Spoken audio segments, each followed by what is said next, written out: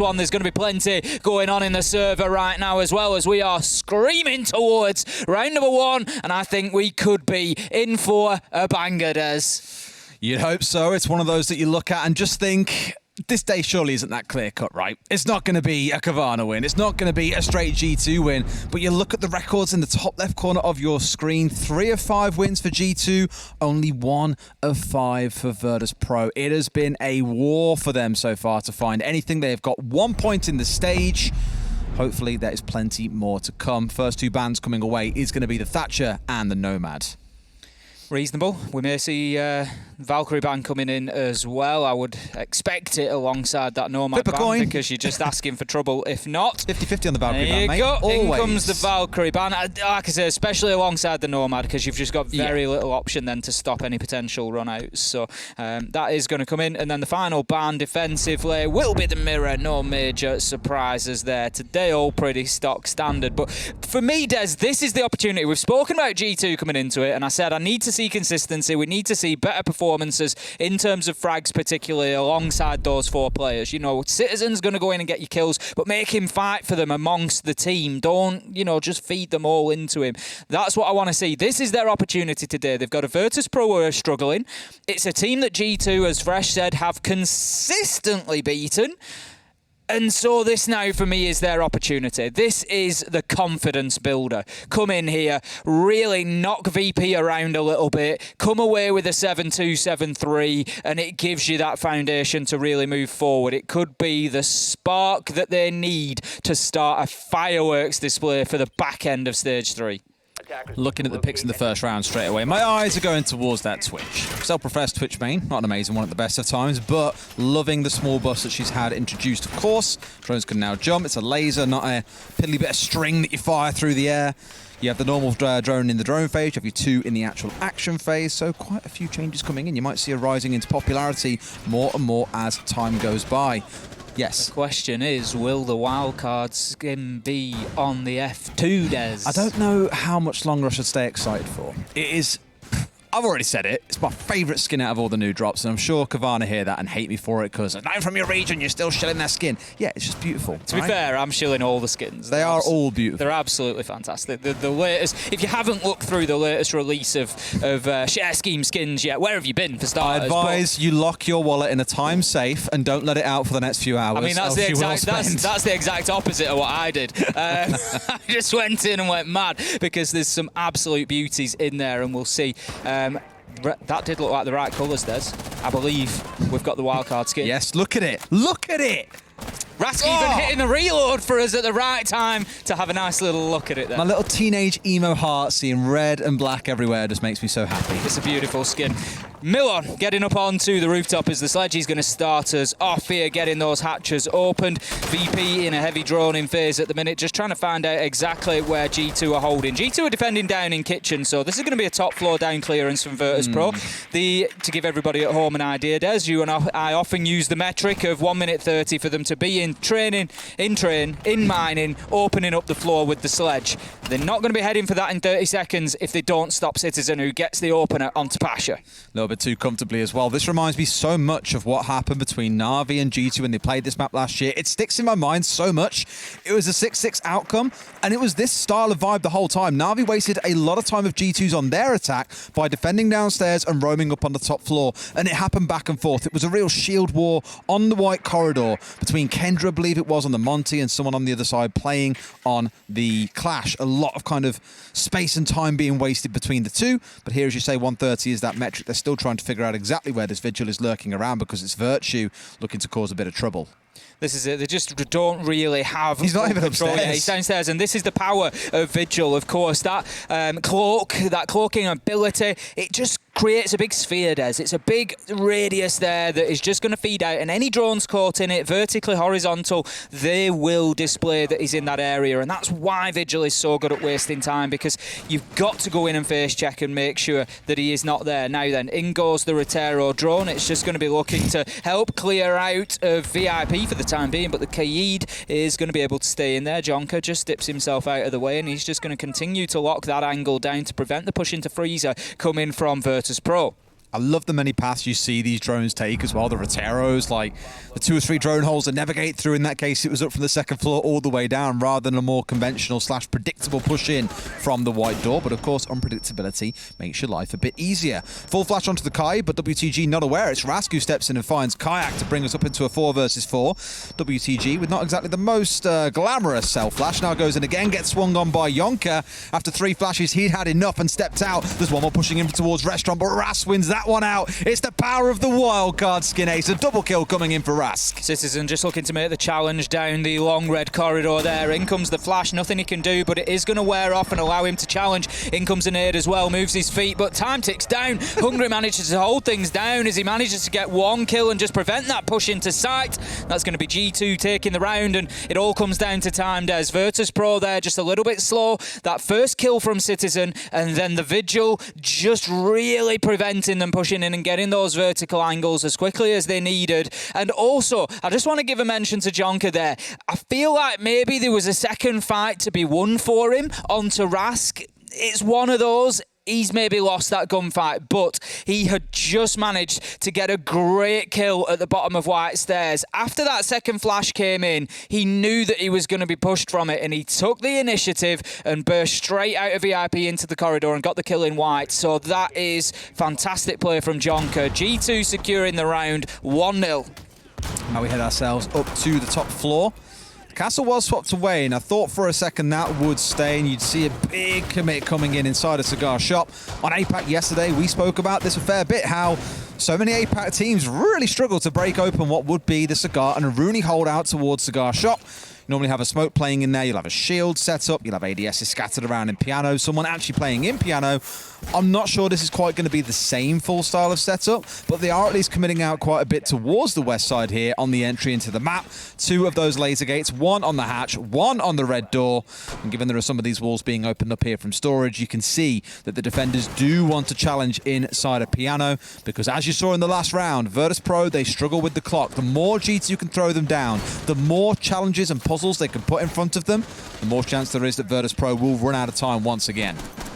G2 just trying to defend the wall at the top of Red Stairs, as is pretty usual. They've got a couple of mute jammers there, 1 inside of Cigar and 1 just tight up against the wall near the little whiskey bar, just to try and keep things held down for as long as possible. But I would still expect Virtus.pro to be able to clear that enough to get that wall breached and get some access into Piano. Jonker is going to play in Cigar for the time being, but I don't think he'll stay here for too long, to be honest with you, Des, because he doesn't have a lot of the utility that's going to be needed to keep him in position. Now Pasha taking an awful lot of damage on the windows there, going to have to dip away. WTG just using some X-Kairos pellets to open up the path from the roof down into Red Stairs at least.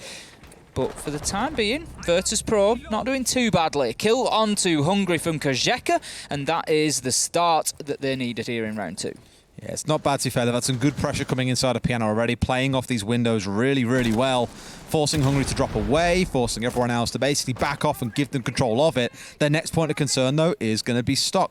Freezer. The fact that someone can sit inside here and challenge freely if they want to. There isn't a shield with which to do so, but there is someone being ready to step out and go for the challenge if they need to, not just from bathroom, but also inside of storage itself. We'll just give Virtus.pro another thing to think about, because Ace, we're 90 seconds in, and they haven't yet got themselves control of Piano. They're pushing up red, they're looking to get control of it, but as mentioned earlier on, it's about the clock, and if they keep on finding themselves running it down, trying to find out where these players are and what they can do, it's going to come back to bite them. It certainly will. It was something that we saw last time around. Pasha's actually going to be down. He was on very low health anyway. The breach brought him down. I think something, has chipped away at him there, able to be brought back up. I think he's actually finding himself now on more hit points than he was before he went down, to be honest. The Rotero drone going in, they're going to clear out the bulletproof camera, but with 56 seconds left to go, Virtus.pro need to get moving. It is something that we saw them struggle with in round 1. We don't want it to be the case again here in round 2. Now, another Rotero drone going in and just trying to bully the player in Freezer and get him moving, and it does get him moving, but with no real effect. Virtue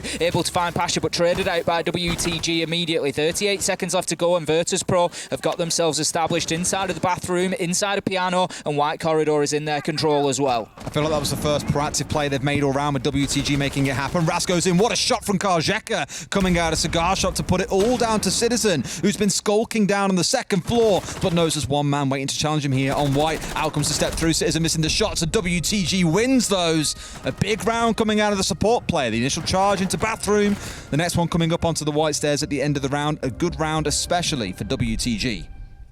Indeed, Virtus.pro, they seem to have sort of stalled out at about the 2-minute mark, but then all of a sudden there was just a spark that came forward. Then the movement, I think, particularly into piano, was the confidence that they needed. Once they knew they had that area locked down, they moved in aggressively, got the challenge onto bathroom, cleared it out, and from there, the rest of G2 just fell like a house of cards, one after another. So round number 3, we're going to be heading down to a reading room and fireplace. So one level down from the previous site. We're going to take the mid-floor site this time. G2 deciding not to rush back to bar. It's a site that I've spoken about continuously, Des. You know what I'm going to say. Bar generally in EU has a low percentage win rate for the defenders. It is much less usually than Kitchen and of reading as well. So teams don't tend to force the issue too much, and we are seeing it fall away a little bit. The fact that G2 have brought it as a secondary site shows us that. Heading straight down to Kitchen to begin with and deciding not to go for the second attempt. Straight into reading this time, and pretty much a standard setup so far. Yeah, one more C4 added into the lineup as well with Kayak on the Mozzie. In the previous round, it was just the two. Citizen in both rounds running around with those impacts for different reasons, I'm sure. Maybe looking to deny away some of the ex-Kairos. Also, of course, for the rotates if required. But you do then also have the Mute and the Aruni to help you with that purpose as well. Either way, it is going to be this top floor focus. You can see the Mute Jammers going down inside a cigar shop, 2 of them to be precise. And imagine that's where you're going to find the point of entry coming in for Virtus.pro. They have already shown in both of the rounds to start this map off that they want to attack from the top side of the map and work their way down. So to me, at least, good acknowledgement from G2 in saying, right, let's pile the pressure on. How can we waste even more time around red? Because like in round 2, 45 seconds, they barely got control of piano itself. And it really did take quite a daring play coming out of WTG to make any kind of inroads towards the site. Well, this is it in terms of time. The problem this time is you don't just have to take top floor. You've got then additional steps of moving down to the mid floor, getting the diffuser down. It's not quite as straightforward as the top floor takes. So VP need to be aware of that and make sure that they are on top of things and getting things moving, keeping themselves on their toes. Now, we've got Citizens moved underneath, but there are still a number of members of G2. G2 are going to try and hold on to the top floor for as long as possible. We've got one inside a cigar, one inside a piano, one just on Pixel spot there. So that's 3 men on the top floor. Citizens lurking around in train and mining, just trying to have the opportunity to potentially get a vertical kill with the Nitro as well that he will have in hand. Great challenge from Kayak there, but he's going to take a bit of damage coming out of that nade. Drops himself away to safety whilst Hungry manages to get that opener onto Pasha, and it's been a tough day for Pasha so far. 0-3, yeah, not quite the Pasha that we all, I think, feared. Was it back at the November Major last year? Absolute terror, dragged his team through several maps and got them in towards the semis from what I remember, but didn't quite manage to get all the way there, and he has been pretty quiet since that date nearly a year ago now. We'll see, of course, if the November Major could probably be a turning point for him. That was easy. Rask, that was a very easy one, yeah. Nice and easy from the window, swing round, find Hungry, bring it back down into a 4 versus 4. But do want to touch on the thing we've mentioned all the time, Ace, timing once again. You've got about 65 seconds to play with here, and they're still yet to find the control they need. This is it, Virtus.pro not in control of the top floor. As you can see, Kayak's rotated himself back upstairs, showing just how important this top floor is to this defence. He's also got Jonker with him, still in the bar back storage. WTG taking a hefty amount of damage there, and that is not going to help as the Hibana really going to be in a tough spot now. Citizen knows there's a man on the upside down rappel of white window, just looking to make the challenge, but thinks better of it. Doesn't want to be losing his life at this stage. Jonker takes a ton of damage as well, but he's going to stay in position for the time being as Kayak manages to kill Rask on the cover and gets G2 now to 4 versus 2. Citizen finishing off WTG, who was low health, but here comes Milon as he manages to get 2 on the top floor. He's going to need 2 more, Des. Well, it's Milon, right? We spoke about his mid-round and what he can achieve, but here he is, a man with a mission, a 1 versus 2 mission to complete, and it would complete the 4K in the round for him.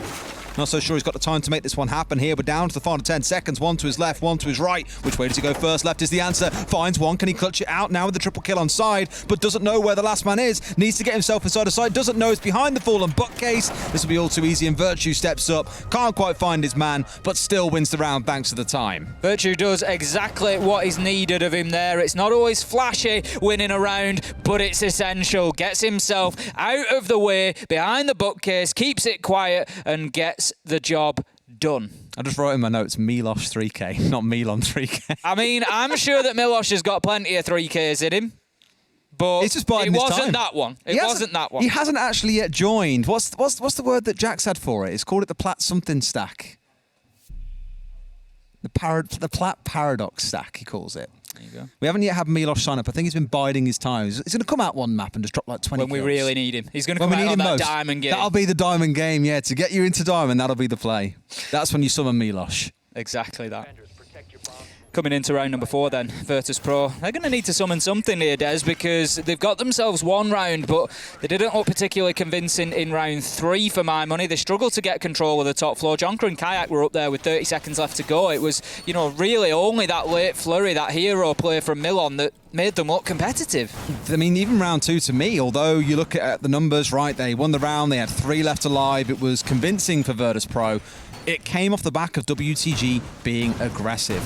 And I throw back in my mind to G2's game against Na'Vi on Bank at the start of the stage. G2 didn't look confident at all, whereas Na'Vi, they were full of beans. They knew what play they wanted to make. They were willing to commit to gunfights. They were willing to make things happen. And I feel that for Virtus.pro, as we saw in round 2, if you're prepared to take that risk and make things happen and it can pay off for you, you can shut G2 down very comfortably. But by being passive as they have been so far, it hasn't worked out so well. And I'm hoping this Finker change pickup coming in for Pasha is going to be the magic sauce they need. Heaven knows he needs a change because so far he has been 0 and 3 playing on that Zofia. That's it. They just need that little bit of dynamite, that little spark just to put a bit of urgency into this lineup. I want to see them getting aggressive, going in and taking those gunfights and not playing too much behind things like the Rotero drones. You know, how many Rotero drones did we see pushing in, not in the last round, but the one before? I know they took that round, but it was just one after another going into bar back storage and trying to move Jonker around, and it was moving him around, but there was nobody there to challenge him, and that's what I want to see is Virtus.pro getting in there aggressively behind those drones, finding those fights, taking them and winning them. Now, there's one man playing on Lumber by the looks of things, and there's another inside of Cocktail, so there's 2 on this top floor to be cleared out. One of them is Virtue, and with those gunshots they should have a good idea of the presence of the Vigil, if not his exact location. So Virtus.pro, let's get moving, get in there and take that gunfight confidently. G2 are just so happy to be out in the mat right now and say, look, we're going to roam 3rd floor, we'll roam 2nd floor, we'll waste your time because we know you haven't got the balls to go for a big play and swing on us and go absolutely nuclear on us. It's not happening. They're being very passive. Even here, Crouch walking through bar, like, okay, where are they? Can I find someone? And it always makes me nervous because it's thinkers that often do this. They're the entries. They're the ones with the team-wide stim with 2 frags in the back pocket. And I'm thinking, are they the ones you really want to be or roam clear in this situation? Not so sure. Looks like Virtus.pro have forced G2 away, if nothing else, but with 1 minute 10 left to go, that's not bad, Des. They've wasted more than nearly 2/3 of the round, the roamers here, and they've got themselves back to site with their lives intact. So with only 1 minute left to go, Virtus.pro have still got a full assault to make onto Kitchen. I think back to teams that have always been this slow again. We talk about that 130 metric for swinging the hammer for the first time. Nora Rengo, before they exited, were the slowest team at doing this. It was about the 1 minute mark consistently where they would start getting this floor opened up. And Virtus.pro have had stiff competition in G2 meeting them on the 3rd and 2nd floor that it is forcing them to run out of time a bit here. But they've got 35 seconds. Milan's still got 2 nades in back pocket. They've still got things to do. And here are hoping to find a cheeky kill on the backside. They may well just do that. And no, they don't. It only gets rid of the shield, falls ever so slightly short. If that had come off for them, it would have been great because the flashbang would have burnt through any ADSs in the area and got them a kill. But it's that man again, WTG, the support player, stepping up and making the big plays, Ace. Drops the freezer hatch and manages to get an opener, exactly what they needed. But here comes the G2 collapse, Des, and this is the problem. You leave it late in the round, you leave men alive, and they are there to kill you. Kayak getting a big double. Citizen finishing things off. Kayak really going big inside of the site there when G2 needed him to, and for me that was a solid defensive Kitchen. Virtus.pro, although they got into sight, you could look at it and say, well, they started putting the diffuser down at a point. I don't think they were ever realistically too close to taking that round. G2 had that in full control. Yeah, just another one of those that you look at, and I hate simplifying Siege down to this level, but it is genuinely just the clock. And the thing is, we are also putting a lot of pressure on Virtus.pro here and saying, they're the ones that are slow, they're the ones that aren't moving fast. We need to give credit to G2, as we started to do in the last round. They're the ones getting out in the map and wasting time. They're the ones constantly sitting on third floor. They know that Virtus.pro want to have a full map clear, because why wouldn't you? It's Cafe. And still they're in a spot where G2 are just making them lose a minute here, lose a minute there. And before you know it, in these rounds, they're having to panic. And that's why you see players like WTG having to be the ones making the big plays. And again, I'll also give him some credit. He has been the one dropping hatches. He's been the one charging through piano into bathroom and picking up kills. He's doing the right stuff. But it's like, cool, we got the kill. Now what? There's no follow-on plan beyond that.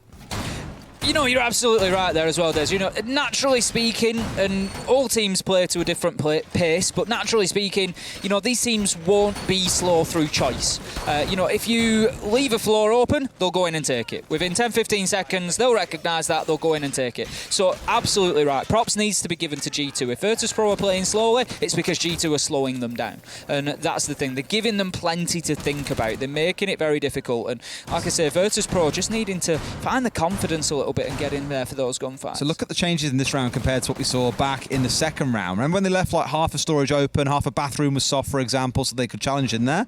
Not this time. They've electrified up basically the entire of storage, the entire of bathroom, and just given Virtus.pro a massive electric wall ready and waiting. Just in Citizen. Rashid, no, that is the easiest kill you're ever going to see. That was almost as dirty as the one that Fresh set me up with in Oregon yesterday. Not quite, Des. Nobody's reporting Rask on that one. But that was unfortunate for Citizen. What we saw there was a great view of exactly how that happened. Obviously, he doesn't have the pleasure of silhouettes like we do, and that drone was just in his ADS. Obviously, these players spend a lot of time aiming down sights because they want to be ready for that gunfight, because a fraction of a second in Siege can be all it takes. And in that case, it just prevented him seeing that drone and knowing he'd been spotted out. The yellow ping was perfect, and it was a beautiful opener from Rask. But Virtue, he's managed to level things up, finding one onto Pasha again, 0-5. He's having a torrid time. Nearly halfway through the round, Virtus.pro starting to drop red hatch. They're not doing too badly this time in terms of time, but there's still work to be done. They need to clear out all this utility. You know what that was? That was impatience from Pasha as well. There's no other way of putting it. The shield was still up, the Kaid was safe, yet he chose to peek on a window when they had Flores clearing out shields. I don't know, that's the first time I've seen Pasha. I've seen him die a lot, obviously, but I haven't seen him be that impatient to just go for a swing like that. I don't know if he was trying to nade it off or what, but obviously lost his life in the process. The thing is, I can't criticise it too much because we've picked up on Virtus.pro and said you've been a bit slow, you've been leaving things too late, so if you want to get things going, it takes somebody to do it, but... Yeah, but not peaking. You know what I mean? It can be a difficult thing. Sometimes you've got to take that risk, try and get that opener, try and get a bit of fire, try and get things to 5 versus 3 and give your team that opportunity. It's not worked out, and it just feels like, honestly, that's a bit of a long-standing issue for Virtus.pro. No matter what they try to do that, it just doesn't seem to work out. And here they're in a spot with 45 seconds to... Oh, that's a freebie and a half as well. WTG realised and he couldn't march his way through, got smoked off and had to back away. Milan finds one in response, mind you. We're down to that 35-second mark with 3 still alive on either side. And this is where we've got to see something happen. They've got these holes opened up, but there's no white control. I believe it's Citizen still lurking around towards the bottom side. In fact, no, sorry, not Citizen. He died early on. But there's a man on white. There's 2 holding back inside a cocktail. More than enough to refute this attack coming out of Virtus.pro. They have to go now, Ace. This is it, 15 seconds left to go. Virtue holding an angle through barback storage. Kayak's low health, in comes the smoke grenade, and that is going to provide the cover needed. He's just unfortunate there not to find himself a kill, but here comes Virtue pushing forward, gets himself one, levels things up, the diffuser stops going down, 1v2. They have to stick this, it's up to Virtue, he makes his shots, he gets the first and the second, it's an ace from Virtue to close out the round, and what a 1v2 finish that is. Look at him, finds the kill on the Twitch, steps in, stops the plant. Beautiful from Virtue. I've been waiting for it, Des, and I've picked up a couple of times that we needed more from Virtue, so it's only fair for me to say just how good that was. Oh, absolutely. A player that, we've lauded since the start of the year. He was massive as Citizens duo back in Stage 1. We know that's what he's capable of. This is the thing, right? I think of them running around on constant together and dropping 30 kills between them. They were a terrifying duo, and I believe we even said once, you know, this is the duo that you want on your team. They are terrifying. And then Virtue, he fell off. We haven't seen him for a long time, and he said a couple of months ago on an interview, I believe, at the back end of Stage 2, you know, I've had a lot of things I've been sorting out in my own life right now. Mentally, I wasn't quite there. Now I'm ready to come back, and we've just seen it in that round. Great opening kill as well, and think about it. Citizen being removed, in 90% of situations, you'd look at that and say G2 are done. They can't win the round because their star player's off the board, but for Virtue to step up and do that, magical. It's just such a great, I mean, you know, there's a little bit of luck feeds into it. He manages to see the legs outside of the smoke cloud, but you need that sometimes. But that kill on the Twitch for me was just absolutely wonderful. He challenges such a tight angle on the door frame, but then manages to go through and win the head-to-head fight as well. Great play from Virtue. More of that, please. That's what we want to see out of him, and that could be the driving force alongside Citizen to really propel this G2 side to greatness. I've got to say, there's something that popped up in my mind as that Ace, well, it was not afterwards when I looked at you and you were screaming at me and we were both like, no way, he's done it. I was like, how is Ace suddenly taller? And I realised you're standing on the cable protector on the floor. I am, I do. Not for that reason, it's just as I've sort of paced back and forth. I'm very, as a few people have commented, there's been videos put out occasionally, I'm very mobile when I'm casting. I tend to be back and forward. It goes in line with the fact that I'm so excited I can't stand still. And yep, sometimes I hop up on ladders and it gives a couple of inches in height. It just really tickled me seeing that.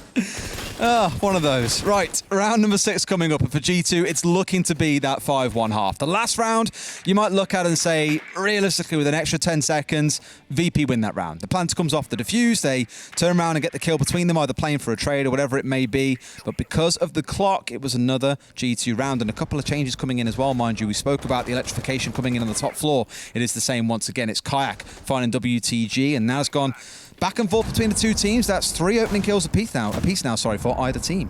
Virtus.pro moving in relatively quickly. They've got a man established inside a piano already, but Kayak was the one to find the opener, and G2 still haven't been moved from any of their positions on the top floor, really. Rask is going to hold a nice long angle with the F2 there, quite capable of challenging over that distance, but he's now going to just dip away, looking to try and clear off some of this utility to allow a bit of access into barback storage, bathroom. They're just looking to try and get anything going that they can. Hungry is on a little bit of a sort of semi-roam there, heading down white stairs with the shotgun in hand, just looking to prevent any unexpected entrances coming in. And Virtus.pro, they've got the hole open through to the trash bag area, just at the side of barback storage, looking to move in and pressure these G2 players, but they just entrenched us, and that's something G2 have done very, very well today, is get in these power positions and just refuse to move.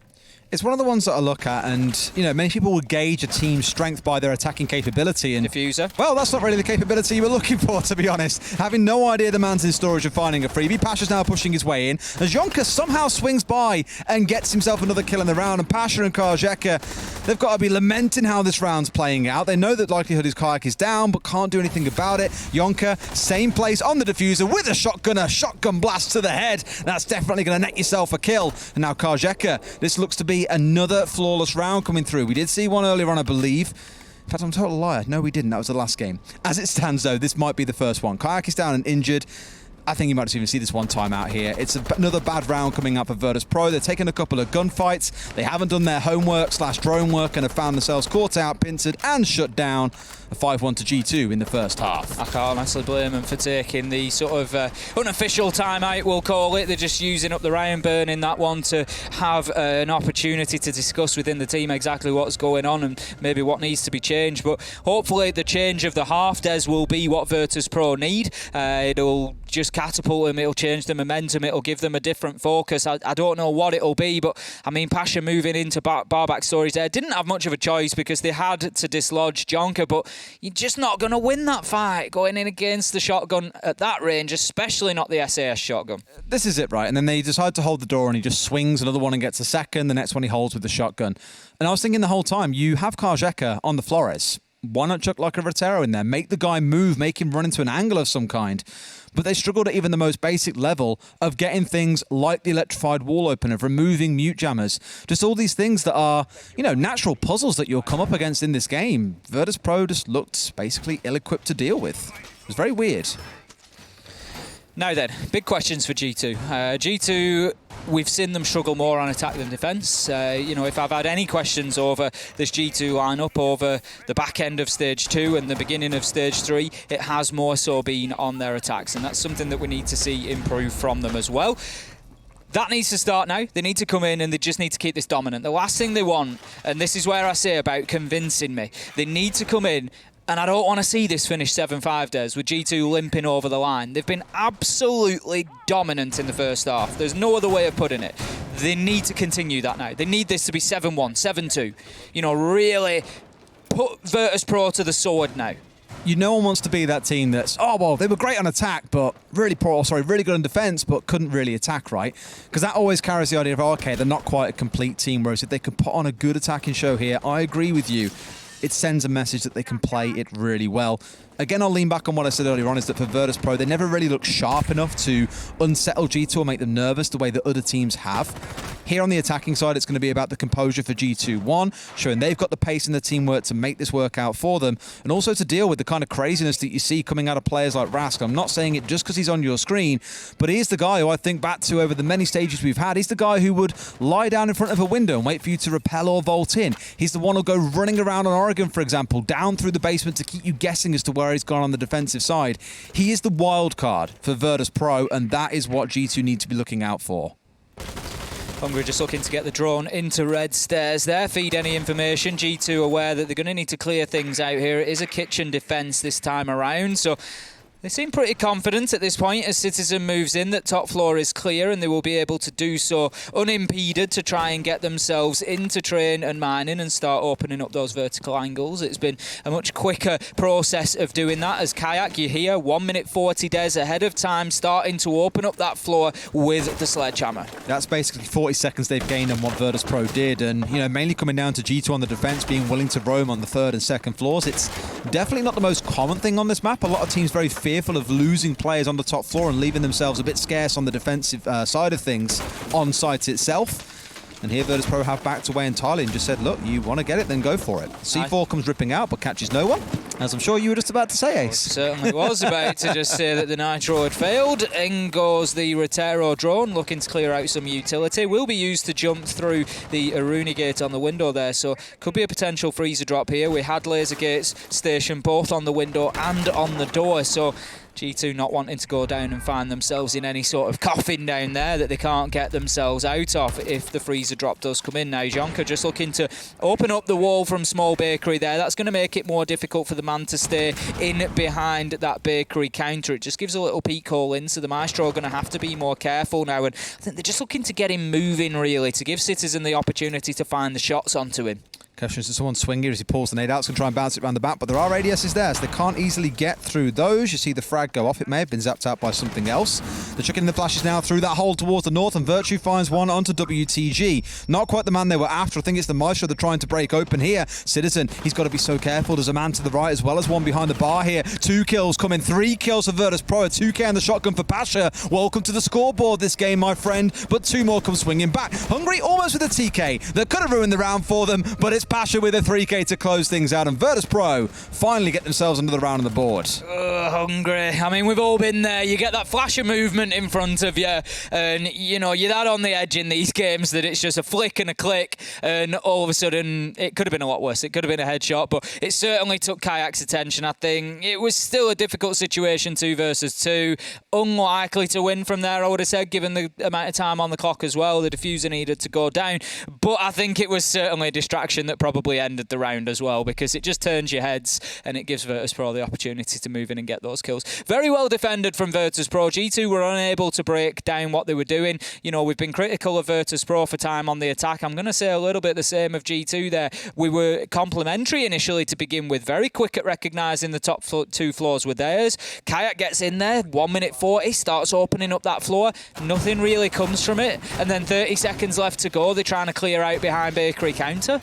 That was what kind of baffled me, is it's like you've done all this work on the second floor and, you've not been doing bakery. Yeah, exactly. There's 2 ADSs set down in bakery. You've got 1 player in prep, 1 actually inside a bakery. You could just have someone hold that angle while the rest of you do try and play this freezer drop or a push with the Hibana, for example, through white. There were other options, but I think they acknowledged it a bit too lately and realised, well, we're committing to a bakery take now. We're just going to have to commit and go all the way through. And sadly for them, it didn't quite work out. But up to the top floor we go. Interesting little, not so much statistic, but thing I've noticed here is both teams did start downstairs in the basement. That's a throwaway from what you're used to seeing, which is the bar cocktail start. And Ace looks like a drunk middle-aged man dancing in a club right now with his hand above his head. I just want to see Bar drop away in EUL as the first choice site, because it's not. You're not a very. In fact, you're not a hateful person at all, and you're very rarely ever angry. You're always super positive, but I feel like if there's one thing you could drop a nuke on, it would be Bar Cocktail. It's like I said, it's just, you know what, I'm passionate about stats, Des, and when the stats are telling me that there's not many defenders winning that site in this region, I just want teams to stop picking it first, and that is what is happening now. Then this is the opportunity, though, Des. It leads me in nicely to that point. G2 have got the attack onto Bar and Stock. It is a site that we've seen teams in EU struggle to defend. This is the one where G2 need to go forward aggressively and put themselves on match point. This is the one difference that I'm liking seeing between the two teams. I mean, you just ran that straight into a jammer, so unlucky, I guess. But like for Virtus.pro, they would get map control, then they would start using the Flores drones. Whereas here, straight away, whilst the rest of the team works on red, you've got something else going on. It's those being used down through the skylight to help them get things set up. Now, Pasha finds one, instantly traded out by Yonker a couple of seconds later as he goes for the 2K on the swing. It's a better half so far for Pasha, given he's now set up 4 kills, a 3K in the last and the 1 in this round. But that's going to give a bit of peace of mind to G2, knowing that one of the roamers has been dealt with. And that was good attention coming out of the Evil Eye there as well. Knew another one would come down at some point through the skylight, instantly there to zap it out. It was Rask traded out after he gets it's trade directly. Rask manages to find the kill onto Kayak, not before the nade leaves his hand, and is going to be deadly from beyond the grave. So that leaves us now 3 versus 3. G2, 1 minute 20 left on the clock, so plenty of time to go here, but they've still got Virtus.pro left in a few of those power positions here on the top floor hold. And Jonker just looking at distance there to try and clear a couple out. One in the bathroom particularly. He's looking to open that wall up, and it's just going to make it a little bit less comfortable for the man inside of there. Timing aspect again, mind you. We are down to that last 60 seconds or so, and they're still worrying about red and how they can get control. They haven't dealt with that Evil Eye that's currently sat inside of or on the pillar, facing into Bar itself, I don't believe. So a bit of a nervy moment. There we go. Sees it. Knows it's still there. Guys, this needs to be dealt with very, very soon. There's another Rotero potentially coming out here for Virtu. He's got none left, so there's nothing really they can do. And they're low on drones themselves. I believe only 2 on side at this point to help them with trying to find out where these last couple of members are. In fact, they've got 3. 2 of them on the support player, because like a good support player / player in general, has kept those drones alive. Citizen manages to find Milon with a nade, and there's been a lot of explosive kills so far in this round for G2. 3 versus 2, 20 seconds left to go, though. That is going to be the problem here for G2. They've got to get moving, got to think about getting that diffuser down now then.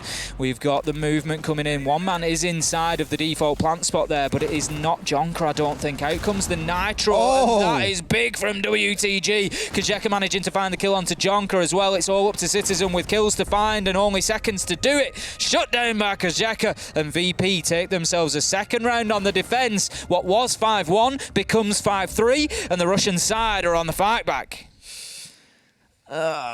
We had this chat 2 rounds ago about for G2 to make this a dominating performance to show and give hope to the G2 faithful that you are back and you're on course to do great things here. All we're seeing so far is almost a repetition of what we saw back in the first half. And I'll give it to G2. They've looked better in the rounds they've lost. They've found those earlier kills. They had 2 trades coming through in that round, which was fantastic. The same can be said for Virtus.pro. They did find 2 kills themselves at the same time. And as that clock has ran down, Virtus.pro have just showed, smoke grenades, wonderful. C4s, wonderful. They haven't had to burn any of that utility any earlier because G2, like Virtus.pro did, have stalled out throughout. And that's the big frustration, I think, is like I said earlier on, a lot of people will judge a team based on how they attack rather than how they defend, unless it's some really intricate defense like an SSG roam or a roam heavy strat that gets them a couple of kills in the early round.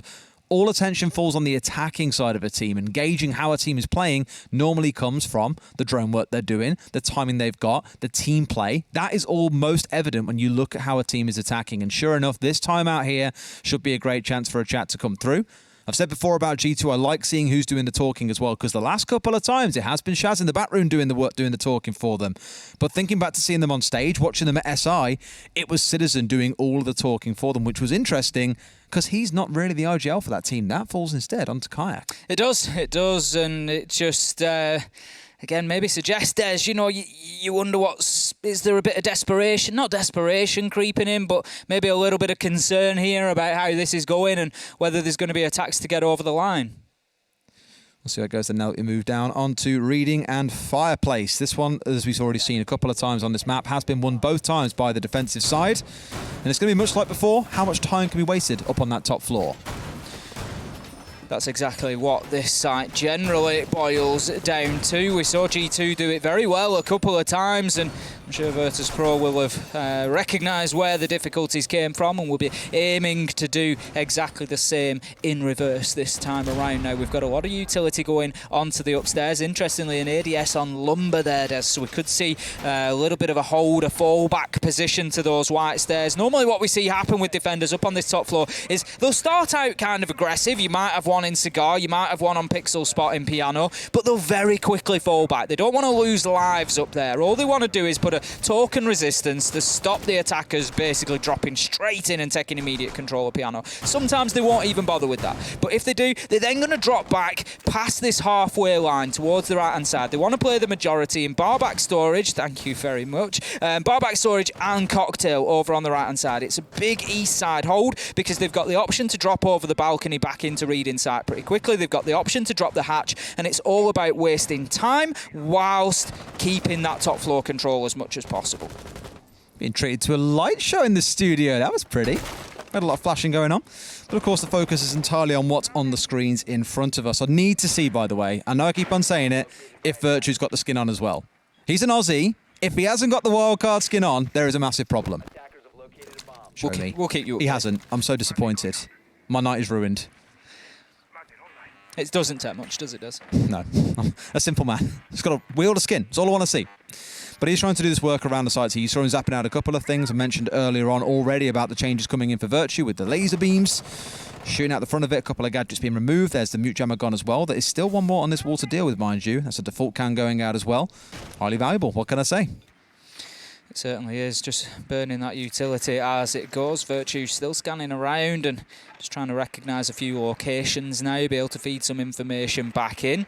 Just looking for that electrical that he's going to clear off there. So you see one of the big differences with this Twitch drone, Des, is not just in the jumping, it's the range difference. Because you used to have to get in quite close, whereas now you can look for those really long angles to get a peek onto something and just take your little sniper shots onto them, and it's proving really valuable. Rask, he's going to dip away as the smoke grenade just comes in to try and obscure his line of sight there, so just tries to avoid himself getting taken down. Pressure coming from G2, but 2 minutes wasted and still no top floor control. No, still in that spot, like you say, where they've got to get a bit of a press on now. That's 60 seconds to go, and you're still wondering, when does this top floor clear come through? You've got Milan holding the space that I believe it was Kaya played on the smoke back on their defensive side for G2, was wasting time up here and daring them to come challenging in. It looks to be much the same story, but here comes the pushing from one on towards Bar. There's a shield waiting, comes out for the spray. Kayaka's got the nade in hand, and there's a couple more now starting to step their way up, but you've got a couple of ADSs. I believe there's a magnet above the door as well. In fact, that's a lie, as it does come singing through, but doesn't kill the man, managing to drop away just in time. Milan taking a little bit of damage and dropping himself back, but 26 seconds is all that remains for G2, Des. They've got that top floor control now, but they're going to have to move quickly if they want to get this job done. Jonka has the diffuser in hand. He's going to need to try and find himself inside a reading room, which he is able to do, but they don't know about Pasha. They managed to shut him down on a trade, but there's a team kill comes in the midst. Milan, WTG, they just pile on the pressure as they find one each, and that's going to be the round for Virtus.pro, and all of a sudden they are back in touch, and we've got a game on, Cafe. Oh dear for G2. It's all falling apart in this second half. I mean, for Virtus.pro, they at least found a round in the second. So far, it has been 3 straight rounds on the defense coming in for Virtus.pro. And I'm starting to get a bit nervous here for G2. Do their woes continue? It's certainly looking like it does, because they look like a different side, and this was what I said coming into the second half. Need to see G2 be convincing on both sides of the table, and they sat there and absolutely dominated the first half of this, and then coming into the second, they just haven't been able to get going in the same way. They're not winning the gunfights the same as they were. They're just not taking the same initiative as they were on defence. And right now, you feel like one round is still all they need. I know technically they need two, but you just feel like it'll break the seal and they'll go and be able to push forward and get this one done. But Virtus.pro are having absolutely none of it, Des, and they've gone back down to kitchen now. They're able to rotate back down to their primary site, one that G2 did not really get anywhere near. They're doing exactly the same setup again as well. ADS placements, exact same lineup coming out of the team, same gadgets. Nothing looks different for Virtus.pro. So this, I think, is going to be the most telling for G2 of all, is that they now get a chance to repeat the same attack, but they get to change and fix the things that they identified as being wrong back in that first round. I don't think you'll see any roamers coming out of Virtus.pro, as they didn't do it last time around. So for G2, like, you know what the setup is going to be. You know how this gets played out. Let's see a really solid attack here. That's exactly what the G2 fans need to see and will be itching to see. But Virtus.pro, they are certainly here to spoil the party if given any opportunity, as Milan steps out with a spawn peek, finding Hungry with a headshot. Coming in from the white door, I believe, somewhere. We can't quite see the body. I'm sure it'll appear at some stage, but not a good start for G2. Well, the body does disappear quite fast these days. You're more looking for the icon, but in this case, not spotted. It does remove the Lion, who you would have been relying on too, because, of course, alongside the Gon 6, those EE1D scans, incredibly useful when you've got those players on Virtus.pro looking to be a little bit problematic. Virtue's pushing his way down white, expecting the man to still be there. However, I believe he's pulled back into VIP, so much the same hold as what we've already seen coming out of Virtus.pro before.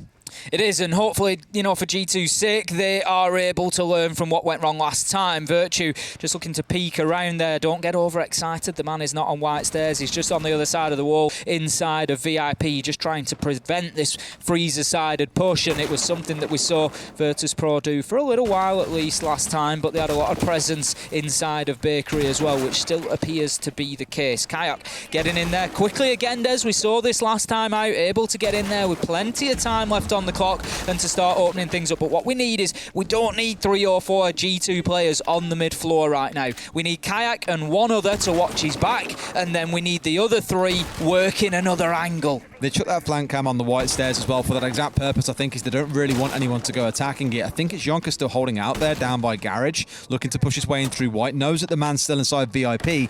If nothing else, just trying to hold him in place so they can make this work, and look at the difference already. Forget about Bakery, we've got the vertical control. Now let's try and force East, but the problem is Virtus.pro have adapted to match. Look, 1, 2, 3, 4 outlines you can see all out towards this East side. The first one already removed as Ras taken down by a nade coming out of Virtue. 4v4 now as G2, they start to try and turn up the temperature on the attack into kitchen here. Citizen finding WTG with a headshot on Brown Stairs and starts to push down, but Milon once again there when Virtus.pro need him most. Managing to level things up, 3 versus 3. 42 seconds left to go. Citizen on low health. G2 pushing from the angle into bar, but it appears that Pasha is fully aware that this is where the pressure is going to mount from. Now, we have Kayak losing out in a fight to Milon once again. How many times are we going to say that man's name in this round? 3 versus 2 now to Virtus.pro, and you just feel like this one is starting to slip away from G2, and that's exactly what it does as Pasha manages to find the final man. He spots him out just before the smoke pops and is able to find that shot even without his line of sight, and that's going to be Virtus.pro leveling things up. Both teams doing these aggressive defenses in very different ways. Look back to G2 and they're roaming up on the 3rd floor.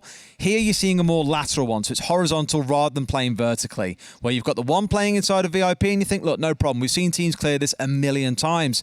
The difficulty being you've got Pasha playing behind the bar, who's then looking to swing and project into white corridor if he wants to. So understandably, G2 then want to try and push down Brown Stairs, push into the double window into Restaurant, for example, and start contesting onto these players. But again, it just lacks the bite. It looks a little bit too comfortable, and for Virtus.pro to now have 4 rounds on the bounce, I'm thinking either we find ourselves overtime or an upset here, Ace.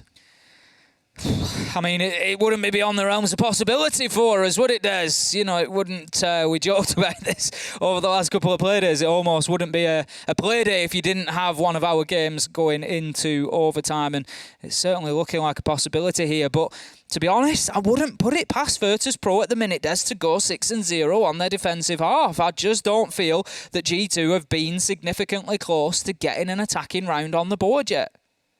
It doesn't. That's the problem. I mean, for both teams, it's been a war when you look back at how it's gone. Like, sure, round 2 went the way for Virtus.pro, but it was a little bit of a mad flurry, WTG being the one to do, the risky / unexpected thing in this game. Otherwise, it's been pretty clear-cut, to be honest with you, and that one round could be the difference maker. As you can see, there is a pause ongoing. Hungary said he had a bit of a problem that he needed to reboot the game for, so once we're back in, we'll get to see how this game steps forward. Will it be VP moving up in towards overtime, or will G2 take that step themselves with a first attacking win? This might have just come at the perfect time. It might have done. It might be just what G2 needs, but, equally it works both ways. As we've said, you've got a Virtus.pro side at the minute that are going very well, and this is going to allow them to cement exactly what is working for them, how they're managing to frustrate G2, and any tweaks that they may need to make. This gives them the opportunity to speak about that. Where have the concerns been? Where have G2 really stretched them? Where has the potential problems come from? And they can find the fixes to those answers. We've managed to fix the issue that Hungary was having, so we're going to get ourselves back into game. We're going to load into round 11. We're guaranteed of seeing all 12 days as an absolute minimum here, because it is 5 versus 5. Only one of these teams is going to get an opportunity to have a match point in regulation time, and this round is going to determine exactly which one it is. That's exactly it. Okay. As said earlier on, though, we've already seen this site attack once. We saw it for back in round 7, Kitchen and Service defended, and then the same in round 10. VP won both, despite G2 moving their attack from the west across to the east. Now we get to see what variants we're going to see coming out of G2 compared to what we saw back in round 8. This one came down to the kills, but if you remember, it all came down to the clock, and we praised G2 that they were on the Flores pretty early in the round and destroying gadgets throughout the top floor, and couldn't really deal with the Evil Eye, mind you, that you're currently seeing sat on the left side of the bomb right here. So it was a job half done, and then came down to a Hail Mary push in the last 10 seconds that led to a C4 coming out of, I believe it was a player inside of Piano. You had Karjeka across inside of Cocktail.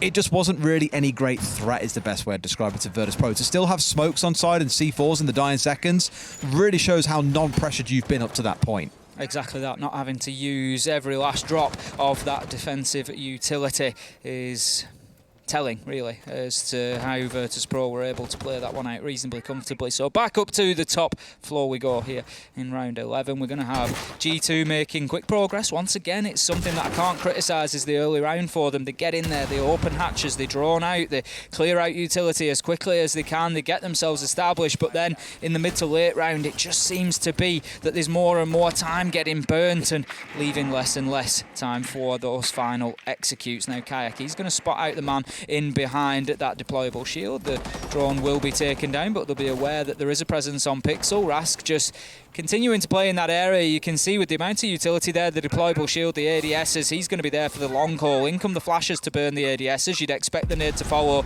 and clear the shield, and that's exactly what happens. The E1D scanner trying to prevent the Jaeger just moving back away from that shield, I think, but Rask's fleet footwork had already got him out of the danger zone.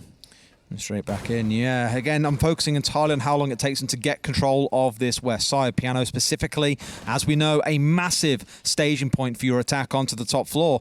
But both teams so far today almost scared to step inside, like there might be C4'd at any moment or swung and headshot. They're just a little bit afraid. I do like this adaptation though, coming in on the white window, looking to get a nade here inside of the man, playing in bathroom. That should come swinging in any second now. Should remove away the mute jammer that's set inside there. Yes, it will, and also moves the man back inside of Deep Freezer. So a better start coming out of G2, moving the man away, letting them take more control, enough that it forces Pasha to drop all the way down into the basement to start working his way back up. Citizen just trying to find any angle that he can for the time being to look for that kill. Pasha on a massive run out and absolutely gets away with it, Des. Manages to rip Hungry off the rappel. Milan is going to be shut down though. Citizen manages to find Pasha as he tries to move back through Bakery. So really the net gain comes out for G2, but the loss of the Lion, we will see how that goes as the round continues. Out comes the Nitro, and that's an absolute beauty from WTG. We've said that a few times tonight. He's having a big big game for Virtus.pro here. Going to hold himself inside of the freezer for the time being, just making it difficult for them to move in. Oh, the swing. kill. What a timing on the swing. Manages to get the headshot onto Jonka. 20 seconds left to go. Kayak finding the long angle. Shut down, though, again by WTG from the freezer. They just can't move this man. He's flipped to the shotgun, and he's looking for the challenge on the short angle as Citizen looks to push him with the F2, and it will inevitably be WTG without moving his feet hardly. Gets a huge round in the books for Virtus.pro, who are, for the first time tonight, ahead. It's exactly the same as what I said earlier on about Virtus.pro in round 2, and yes, they won that round, but if you remember me saying, I said, you know, great, we got a kill. Now what? There was just no follow-up, no next steps planned for Virtus.pro, and for G2, that round was exactly the same. They had a couple of players move down to white. They cleared the player out of bathroom. Awesome. Now we can get these walls opened up and start working our way forwards. But how do we move forwards? They stalled out once again. WTG plants his feet, like you say. Beautiful read on his side as well for that flash coming through. Took the swing, got himself a 4K. I would probably already say it to me, although the numbers don't strictly reflect it because all of VP are up there on the kill feed right now, the kill leaderboard. It's still in a spot where I think he has been the single most impactful player in a number of rounds. Just for the onus to charge forward and make something happen, a big 4K in that round, for example, it's just looked very, very good for WTG. And you can kind of see now why it was justified bringing him back in over Andreezy. Certainly is. He just had, well, such a big round, such a big pivotal moment. The thing is, Des, that round, in a way, isn't finished yet. WTG's contribution from that round isn't quite finished yet, because if Virtus.pro go on and take this final round and win in regulation, going 6-0, we're going to look back at that round 11. We're going to look back at that massive performance from WTG, and we're going to say that it catapulted them to that win. It really turned the tide for them. They've already had the momentum, but it just feels like it could be the final moment for them to be able to come through and really get this one done. You're starting to believe now, if you're a Virtus.pro fan, you're starting to look at this and think this could actually happen. You know, we could come back from a 5-1 down to go 6-0 in the second half and take it without even needing overtime. You feel like it needs overtime. Both teams need a chance to show them what they could do on the attack, I think, because it has been a war so far. But let's see if G2 can really get the pace up in this round. This is the big one that they need to make work right here and right now. That Mutant Mozzie definitely going to slow things down for the side of G2 when it comes around to the drone work. We've seen a number of times there's been a lot of reliance on the Flores drones come ticking through. That is back on side once again for Virtue here, to hopefully remove some of those things that have been troubling them. The interesting one for me, at the very least, though, is Karjeka stepping away from the Maestro and going instead to playing on the Alibi. Not something we've seen in play. He's preferred these more kind of tank-down, utility-based operators so far. So it is a bit of a play-style shift here for this site.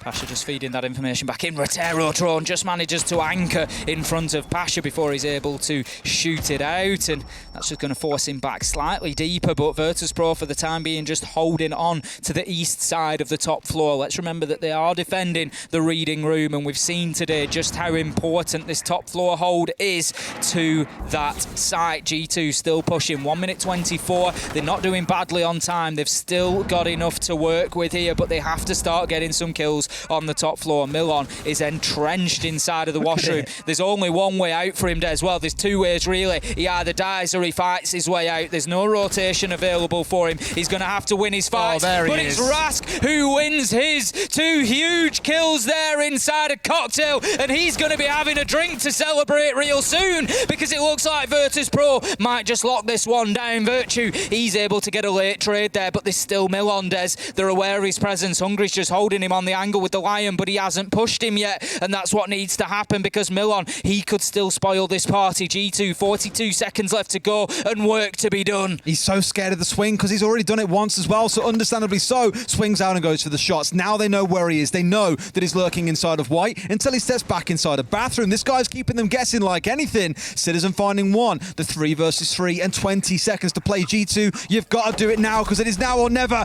In comes the swing. Hungry with a slither of HP. Still finds the headshot onto Milan. Knows there's more above. Will they try and go for the drops here as well? Because again, Ace, it's all about the downstairs. Forget the upstairs. The diffuser's down there. They get the 2 kills. Virtus.pro, Hungry with 1 HP and 2 kills to find. Should not be able to make this one happen. Virtus.pro will upset the world here, bringing down G2 and winning it 7-5. Well, I don't think anybody expected to see that after the 5-1 half, and look at the celebration going on for Virtus.pro right now. You can see just how much it means to those guys to turn it around, go 6-0 on the half, and that's the performance that we've been waiting for out of Virtus.pro. WTG again deserves